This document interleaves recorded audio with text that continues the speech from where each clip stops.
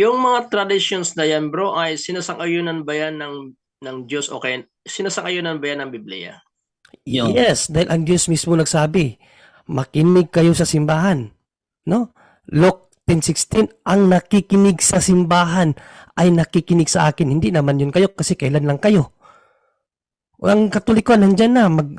Kahit ano pang tutol nyo sa history, historically nandyan talagang Katoliko. Kaya walang ibang simbahan ang sinabihan ng Panginoon na pakinggan. Ang Iglesia Katolika lang. Biblical yan. Ba't naman magsasabi ang Panginoon ng ganun kung wala palang Iglesia? At hindi yun kayo, bro. Dahil reality, kailan lang kayo? 18th century lang kayo. Sandali, wala pa naman akong pinatunayan, ano? Ay, hindi ano lang yun. Kung sabagay, yun lang yung Bakit mo sagot naman ko. tinitira agad ako? Dahil sa katotohanan ng ipinapangaral ng Santa Iglesia Katolika na hindi maitanggi ng mga protestante sa lungatang aral at pahayag ng mga pastor.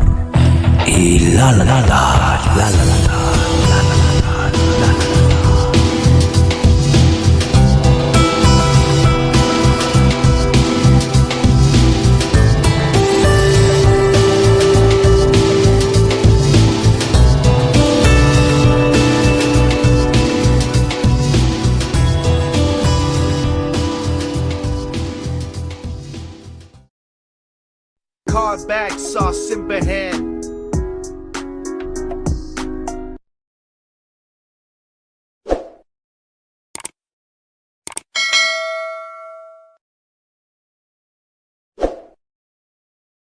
At meron tayong bisita ngayon, bibigyan ko ng pansin, magtatanong daw ito, ang kahit ano, hindi lang yung sa paksa namin, ito ay Seventh-day Adventist.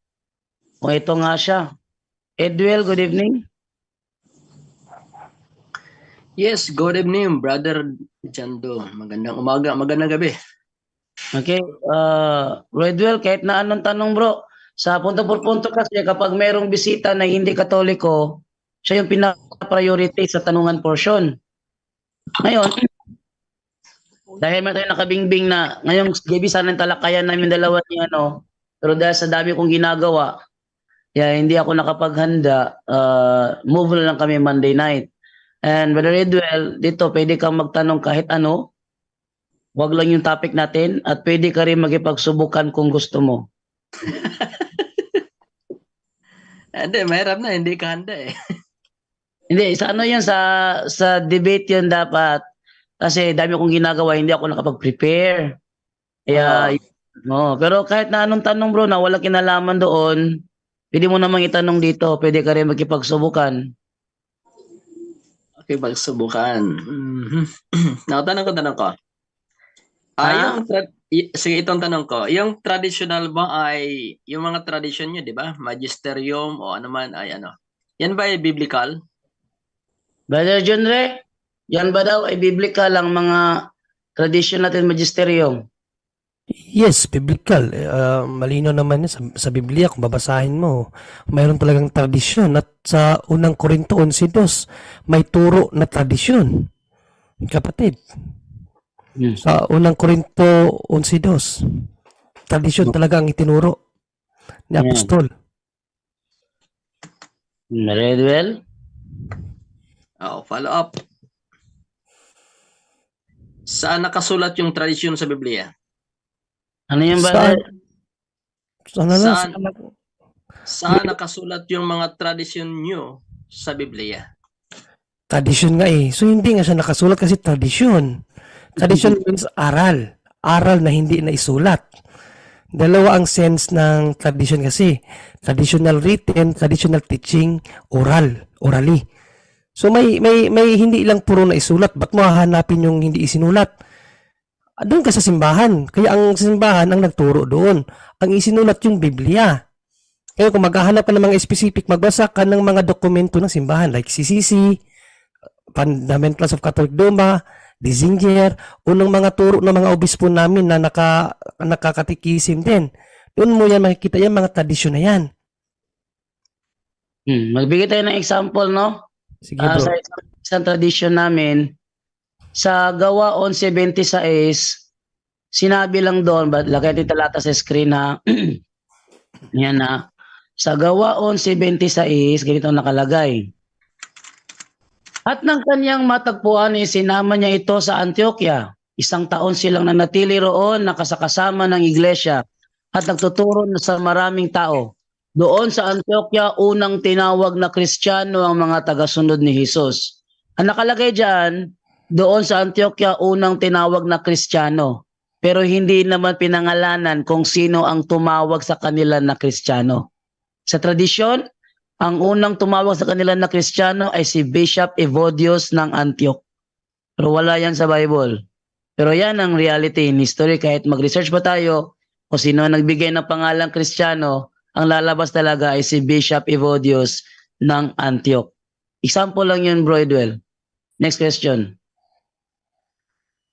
Mhm. Di ba ang tradisyon yung mga pinapractice ninyo, yun ang tradisyon, di ba yun ang tradisyon na sinasabi ng Biblia? Traditions means aral.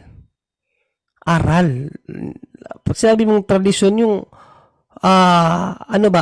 yung ipinasa na katuruan galing sa mga apostol, ipinasa dun sa mga sumunod sa kanila, generation to generation. Yan ang tradisyon na minanang aral kahit pa nung sinunod nung una.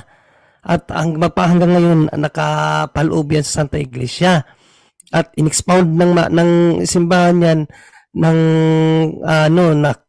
sa nagdaan na panahon, in-expound ng simbahan, in-explain ng maigi dahil marami ng mga nung wala na mga apostol, di ba? Biblical naman yan na may mga magtuturo ng mali. Kaya ang simbahan nandyan, ang simbahan ang nagpapaliwanag sa mga maling akala ng ibang Kristiyano nung unang panahon. Halimbawa, may nagtuturo na si Kristo, lumabas si Arius, si Kristo ay hindi Diyos, tao lang. So, in-explain ng simbahan, hindi ganyan ang aral na ibinigay sa atin ng mga apostol at ng Panginoong Kristo, ganito yan. Tapos, ginamitan niya ng mga philosophical term para mas maunawaan. Kaya ngayon, nagsilbi yung tradisyon ng simbahan, yung mga katuruan na yun, explained by the church, no, through CCC, mababasa natin yan, Fundamentals of Catholic Dogma, and many Catholic books, nandyan ang tradisyon natin, bro, mababasa. Okay. Brother Edwell, next question. Okay. Yung mga traditions na yan, bro, ay sinasang-ayunan ba yan ng Diyos o kaya sinasang-ayunan ba yan ng Biblia? Yun. Yes, dahil ang Diyos mismo nagsabi, makinig kayo sa simbahan. No? Luke 10:16, ang nakikinig sa simbahan ay nakikinig sa akin. Hindi naman yun kayo kasi kailan lang kayo. Ang Katoliko, nandyan na. Kahit ano pang tutol nyo sa historically, nandyan talagang Katoliko. Kaya walang ibang simbahan ang sinabihan ng Panginoon na pakinggan. Ang Iglesia Katolika lang. Biblical yan. Ba't naman magsasabi ang Panginoon ng ganun kung wala palang Iglesia? At hindi yun kayo, bro. Dahil reality, kailan lang kayo? 18th century lang kayo. Sandali, wala pa naman akong pinatunayan, ano? Ay, hindi ano lang yun. Kung sabagay, yun lang yung Bakit mo sagot naman ko. tinitira agad ako? Okay, sige. Next question. Tanong lang naman na yan. sorry. Sige. Tanong-tanong naman na tayo. Sige.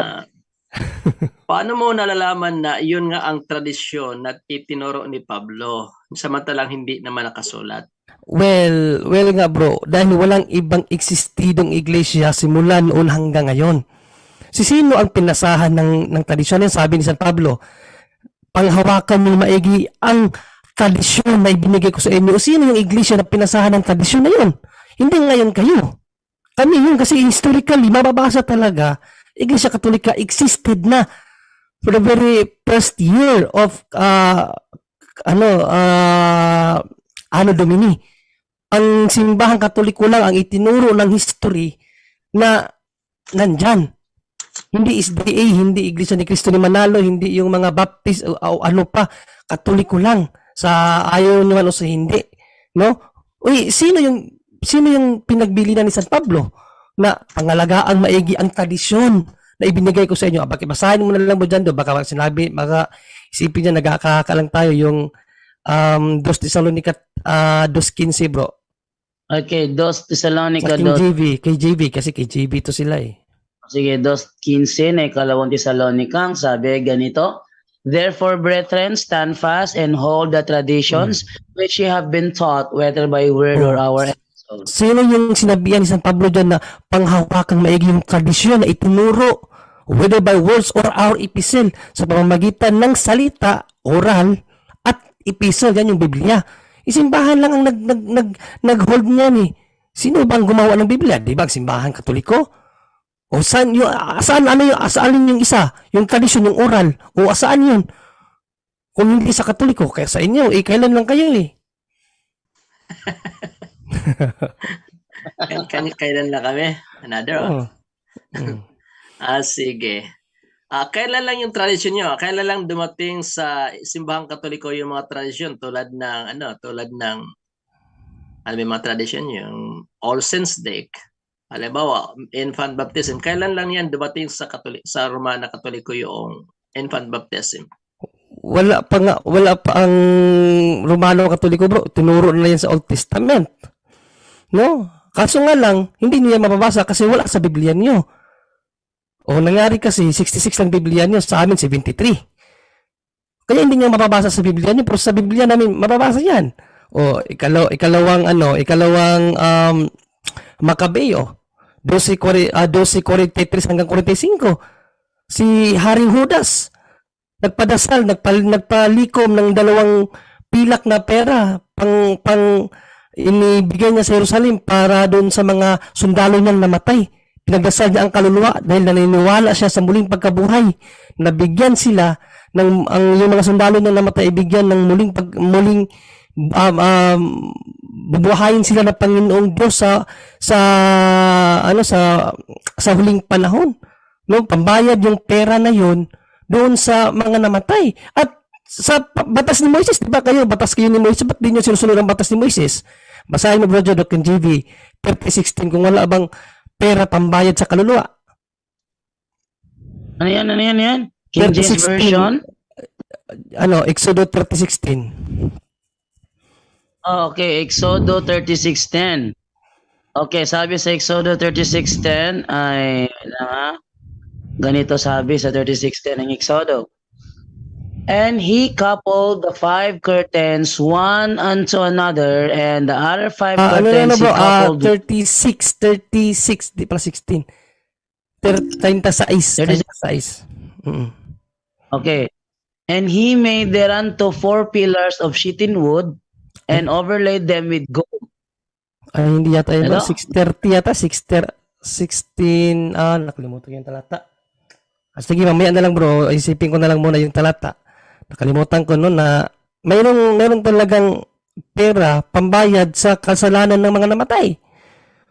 Anong gagawin doon sa pera? I-contextualize natin sa ikalawang Makabeo 12:43-45, ibinayad yun ni Haring Judas doon sa Jerusalem para yung mga namatay niyang sundalo ay mapatawad sa kanilang kasalanan. Nasa Biblia yan, wala pang simbahan. Itinuro na yan sa Biblia. Kaso lang hindi mababasa sa Biblia niyo kasi kulang yung Biblia niyo. Ano pa yung isa mong tinanong na sa Katoliko? Yung isa pa? Kasi sabi mo, walang panalangin sa mga patay. May isa pa eh. Ano yung isa mo? Bro? Infant baptism. Infant baptism. Infant baptism, ang Diyos na bakibasa ba dyan do? Magandang balita Biblia. Unang Korinto 1:2. Okay, unang Korinto? Ikalawang Korinto 1:2. Okay, ikalawang Magandang Korinto balita 10. Biblia. Sabi ganito, akong si Pablo na ang sabi ng ilan ay mapagkumbaba at mabait kapag kaharap ninyo, ngunit matapang kapag wala riyan. Ay nakikiusap sa inyo alang-alang sa kababaang loob at kabutihan ni Kristo. Ipinapakiusap kung wag ninyo akong Unang piliting Korinto yan, bro. magsalita. 2 Korinto. Kalawang Korinto to. Unang Korinto 1:2. Sa gayon, nabautismon silang lahat sa ulap at sa dagat bilang mga tagasunod ni Moises. Ayan, nabautismuhan ang lahat sa dagat bilang mga tagasunod ni Moises. Kasama ba mga bata dyan? Exodo 12:37, bro, dyan do. Exodo 12:37. 37, 12:37 ng Exodo. Ito, sabi, mula sa Rameses, naglakbay ang mga Israelita patungong Sukot. Humigit kumulang sa 600,000 ang mga lalaki bukod pa sa mga babae at mga bata. O, Diyos mismo nagbautismo sa mga bata. O, nabasa hindi? Meron. Kayo lang ang hindi sumusunod sa Biblia. Pero kami mga Katoliko, biblical kami ang turo namin kasi kami nga ang nangalaga sa iniwan na aral ng mga apostol. Words and epistle. Biblical yan. Ba't kayo hindi kayo nagbibinyag ng mga bata? Yang Diyos nga mismo nagbinyag ng bata. Okay, next question, Brother Edwell. Mhm. Ayun ba, ay literal ba yun na bautismo? Yung mga bata doon sa Red Sea. Yan ba literal? O sa amin, literal sa amin yun. Iwan ko lang sa inyo kung ano ang ibig sabihin sa inyo ng bautismo. Binautismo yun sa dagat eh. Next question, Brother Edwell. Yan ang punto por punto. Brother Edwell, go. Next question. Ay sila ba ay sila ba ay nabasa sa tubig na sila ba ay nailubog doon sa Red Sea kung sabihin mong literal? Oh bro, sa kung anong paraan ng ginawa ng Diyos, ang sinabi ng Biblia, mababasa letra por letra, na yan naman ang inyong doktrina, binautismuhan ang lahat sa dagat. Paano sila babautismuhan sa dagat kung hindi babasain? Sige nga. Next question. Okay, sigurado ka ba na nalubog sila sa dagat? Oh, Bautismo, kung babautismuhan ka sa dagat, baptism. hindi naman lahat wait lang. Kahit pa hindi ilubog kasi sa amin, wisik pwede. Sa English version dyan do, kung wala bang pwede, hindi ba pwede ang wisik? Sa Hebrew 10, 22. 22, yung sa NIV yata. Hebrew 10:22. Okay, sabi dito sa 10:22 ng Hebrew. Ito natin mababasa, yan. Let's draw near with a true heart in full assurance of faith, having our hearts sprinkled from an evil conscience and our bodies washed with pure water. Oh. Kahit sprinkle pwede. Pakiulit daw dyan do yung talata. Paki-flash daw ulit. Yan, let us draw near with a true heart in full assurance of faith, having our hearts sprinkled from an evil conscience and our bodies washed with pure water. Nakalagay doon, sprinkled with evil spirit. Hindi. Hindi. Basahin mo sa Tagalog bro dyan do para maunawaan ng mahigi. Sa Tagalog. Sabi sa Nalinis Tagalog. tayo ng nalinis sa ating mga puso sa kadimunan sa malinis na tubig. Ayan o. Kaya't lumapit tayo sa Diyos ng may pusong tapat at may matibay na pananampalataya sa Kanya.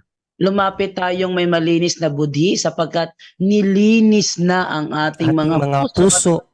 Nugasan ng dalisay na tubig ang ating mga katawan. Yan sa Tagalog, sa English malinaw sprinkle. Ano ba yung sprinkle? Wisik, hindi puro yung sinabi mo kaninang i-immerse. Hindi lahat ng paglilinis sa tao ay immerse lang. Pwede ang buhos, pwede rin ang sprinkle, pwede rin ang immerse. Kaya wag kang sa isang lang paraan. Kung pwede naman ang tatlo. Hindi lahat ng bautismo ay immersion lang. Correct. Baka yan ang ibig mo sabihin, bro. Yan ang punto niya, kaya tinatanong niya kaganina po dyan kung lahat ba ay nalubog. Kaya sabi ko ay hindi naman sa lubog lang. Pero ang malinaw na sinabi doon sa Biblia, ang lahat ng kasama ni Moises ay bininyagan sa tubig at dagat, sa dagat at sa ulap. O baka nga ulan ang ginamit kasi kasama ang ulap eh. No. Yan, no? So, yan bro, na maraming uri ng bautismo, hindi lang immersion. Brother Edwell, ba't niya nag-mute? Okay, Brother Edwell, go ahead. Banatan mo ng tanong. Dahil kami, pag may bisita na hindi Katoliko, yun ang kami pinapriority. Okay, Brother Edwell, go ahead. Kailan sa Tagalog bro, wala na yung wisik eh. Doon sa English ang sprinkle with evil spirit, no? Sa Tagalog, wala na yes. yung wisik. Pero remember bro, what is translation? Wait lang, Brother John Ray. Walang with an evil spirit. Hindi yun with an evil spirit. From an evil conscience. Iba yung evil, tama, sprinkled with evil conscience, no? hindi with evil conscience from an evil. Iba yung with. Pag sinabing with, kasama. Pag sinabing from, galing, mula. Iba yung mula sa Maganda, kasama. basahin mo na lang ang Ezekiel 36:25 Tagalog ang Biblia. At Ezekiel. 36:25. Okay, Ezekiel. Kasi Tagalog ang Biblia. 36:25 sa ang Biblia. Mm. Ito sabi sa 36:25. At ako'y magwiwisik ng malinis na tubig sa inyo at kayo'y magiging malinis sa buo ninyong karumihan at sa lahat ninyong mga Diyos-Diyosan lilinisin ko kayo. O So, okay magwiwisik. na yan, bro. Hindi na yan sprinkle. Tagalog na talaga yan. Wisik na talaga yan. Wiwisik talaga, oo. Next question, bro Edwell. Teka, i-co-host ko to para ano. Sige, go ahead, bro Edwell. Unmute.